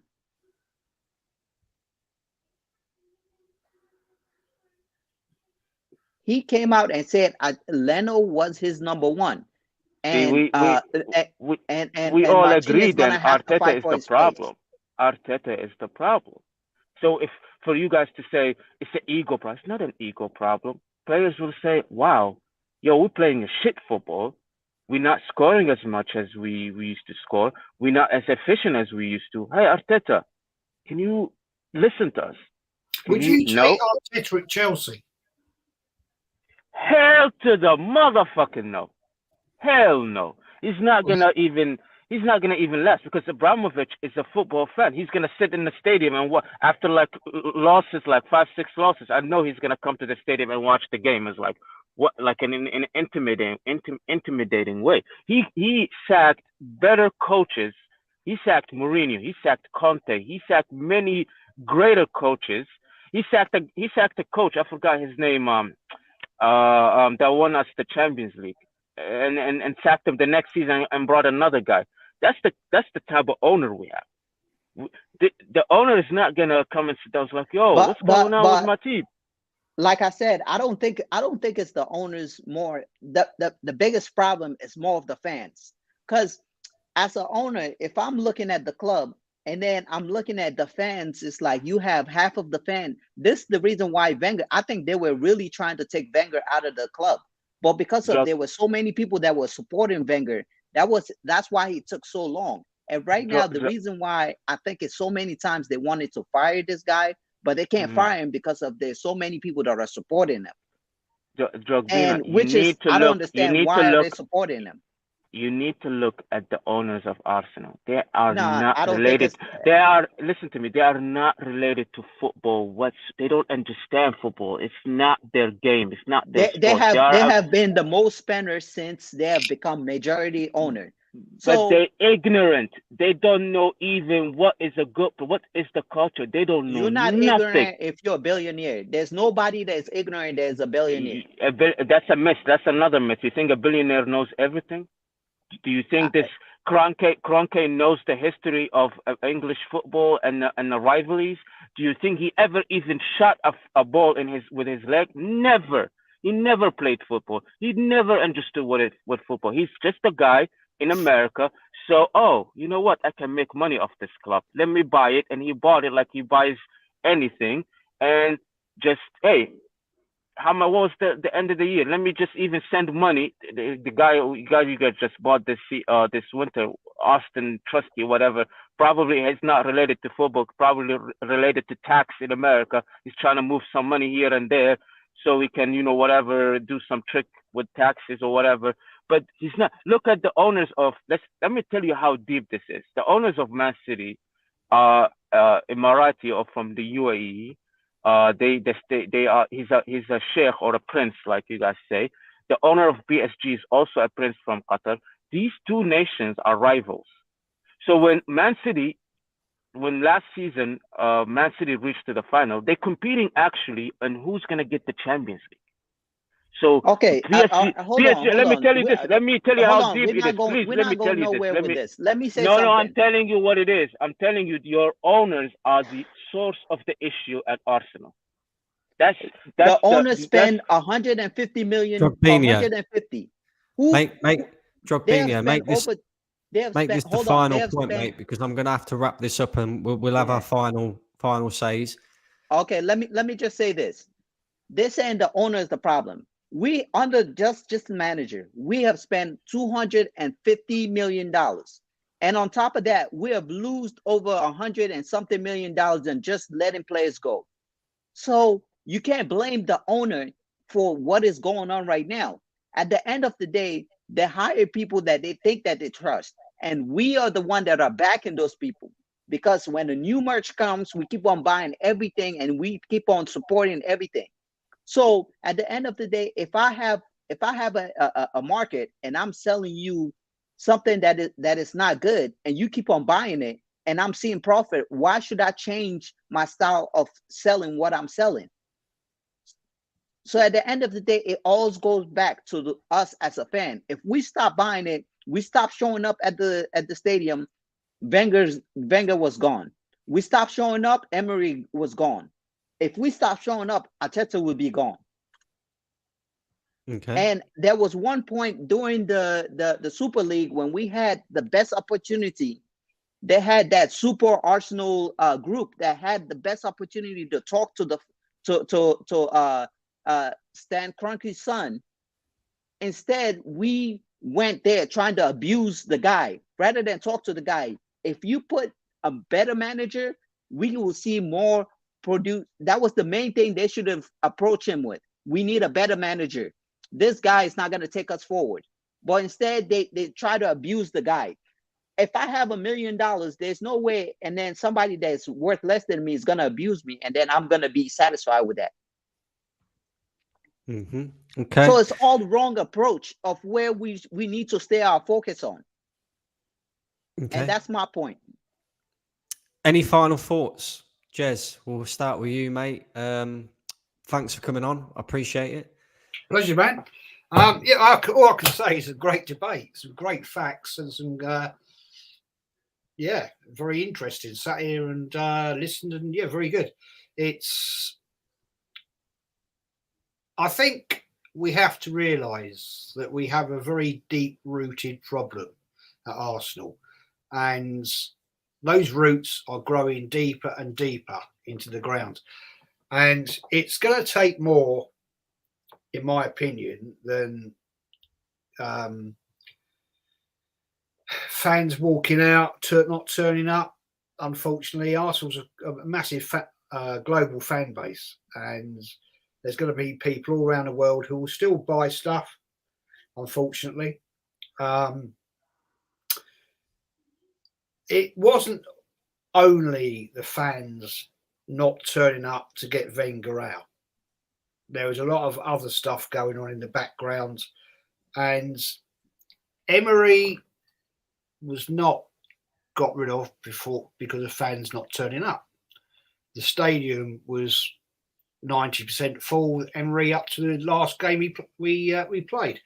The reason Emery went was because Arteta, in my opinion, was lined up the season before, but they couldn't get him. So Emery came in and caused an embarrassment to the club because he got us to a European League final. And the board then had to think, We have to stick with him. Then it came to the point that they got an excuse, a very weak excuse to get rid of him. And they did. And they brought in Arteta, who Edu, in my opinion, let's not forget, Edu was at his house, at 10 o'clock in the evening, outside his house, in discussing whatever they were discussing. Next day, he signed. It was a plan for a long time. God knows why, because Emery far outweighs Arteta as a coach manager. And it just sums up the whole ridiculous philosophy of the current Arsenal manager. And let's get it right. All this bullshit we keep hearing about, Arteta is being trained up to replace Pep Guardiola. Are you having a laugh? Would you honestly think Man City would take Arteta as their manager? Dear God, no chance, mate. I mean, I'll tell you what, the level of management for Arteta is a club like Lincoln City. Then, let him go there and piss off. He's a prick. Jogbinio, any final thoughts, mate? Well, like I said, the best thing that could happen to us is ending up in 10th place. That's the only thing that is going to open up these fans' eyes. If we end up in 4th place, or some way by mistake we end up in 3rd place, these fans are going to want Arteta to sign a 4-year contract. And it's going to be worse than ending up in 10th place. Yeah.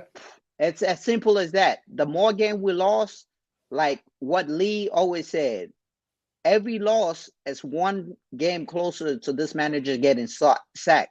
And every game won is 10 games into this manager getting sacked. So every game that we win, we're like 10 games behind of getting of moving forward. And every game that we lose, we're one step closer. Totally So agree. that's why all those accidental wins is costing us. That FA Cup have cost us 2 years of suffering. That FA Cup under Wenger have cost us 2 years. And the same thing, I go back to Wenger winning that Invincible was the worst thing that ever happened to this club, because he had a target the year before. His target was to win, to go undefeated. And after he went undefeated, he became so comfortable that he did not have another target after that. So that's all I got to say. Okay. Hopefully we get a better manager. Very good point. Very good point. Yeah, definitely. Mad Muller, any final words? My final word is the only solution for Arsenal is to get rid of Kroenke. He's a chronic disease for this club. I don't like support Arsenal, but it's sad to see Arsenal. Arteta spent 250 million, but every owner of the big teams, Chelsea, Abramovich will say, "Who are you gonna buy? Such and such." I don't agree with you. Why? Because Abramovich understands football, but Kroenke don't understand football. He's not gonna debate with Arteta. He's not gonna say to Arteta, "Why you bought this? Why you not playing this? Why you not playing that?" So all the owners, if you look at across the board, all the big teams owners are real football fans like us. The guy that bought Newcastle is from Saudi Arabia. He's competing with Man City, PSG to get into the Champions League and win trophies. That guy played FIFA. That guy kicked football before. That guy understands football. That guy even have maybe an idea who he want to buy for Newcastle. But Kroenke, you ask him about football, he don't understand football. So your owners don't understand football. He's not a football fan. He never even come to your stadium and sit down and watch a football game. To him, it's an annoying game. So you expect an owner like that to actually make Arsenal a prestigious club? I don't think so. Just want to make money. That's my thought. Okay. Agree on that. I agree. With him. Go on, Jez. No, I agree with him on that. To the Cronkies, mate, we're just an investment that sheds loads of money, and all right, the Cronkies don't rate the club, bit like, well, unlike the Glaziers at Man U. But let's put it right, is the fact that the Cronkies have paid off the mortgage since they've been here for the stadium. They've done some sensible business during the lockdown. They took out interest-free loans, which is a sensible option as a business to, rather than use your own money, you take it off the government and pay it back. Fair play, good sense. But I totally agree. What he's saying is that the Cronkies, this is what I was trying to put across earlier. The Cronkies are not football people in the speak of association football. They're into American football and fair play and big up to them. That's fine. But unless you have a passion and you understand the philosophy of what football means to the fan and the communities of those fans, then you're never, ever going to be popular. And until that can change, as we've discussed tonight, and everybody's made great points, then we have a big problem. And until the club fails, and I hate to say this, I really do. I'm going to agree with Drogbinho. You've got to hit somebody hard to wake them up, to get rid of the troubles we have. And I hate saying this as a true loving Arsenal fan. I would love Arsenal this season to finish up 15th, 14th, because that way it might wake a few idiots up and say, right, Arteta, Edu, you've got to go. And the Cronkies will then, when Arsenal start losing game after game after game after game, like it has done in the past, that's when people start to think, like the fans will start to boo, they will start to do all kinds of stuff, and that will suddenly open a few eyes up and think, right, time's to change. And that's when the Glaziers start losing, or they won't lose money, but they'll start to see deficits in the income and a lot of disgruntled people. Then, at last, it may become a time of change. It ain't going to happen soon. Let's get it right. We're stuck with these people for another 2 or 3 years, at least. Yeah, no, I agree. My final thoughts on this is this mess that we find ourselves in lies at the fans' feet for me. We've seen it too long now, consistently, year in, year out. We allow this to happen. We allowed it to happen under Wenger. We allowed it to happen under Emery to a degree as well. And we're definitely allowing it to happen now. We're a big team, but we're in a coma. And until the majority of the fan base wake up, realise where we are as a football club, and make a stand against it, we will continue in the same cycle year in, year out. But first, we have to, as Drogbinho pointed out, and Jez as well, we've got steps to make. And the first step is to get rid of this manager. Then you can move on to the rest of the board and then the owners, because it's clear to me that, they don't care about the football club. And as I've said before, there are two variables in a football club that can raise the standards, and that is the owners and the fans. If the owners don't want to raise the standards, then it's up to the fans to do so. Stop loving off Arteta. Stop thinking that you're trusting a process that doesn't exist. And wake up, Arsenal fans. That is my message to everybody out there. But big up everybody for watching. Big up the guys who have come on and had their say. I appreciate that very much. And look, guys, if you haven't already, please, please, please make sure you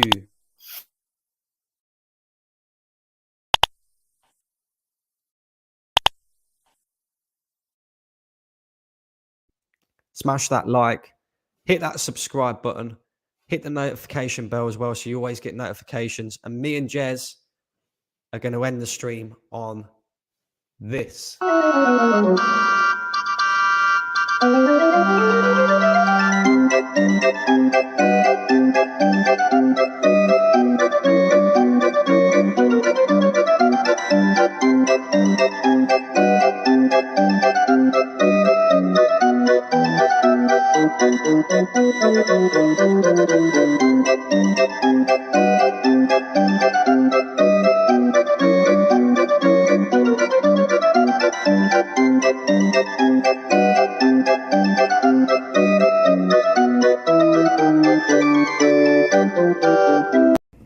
Be excited.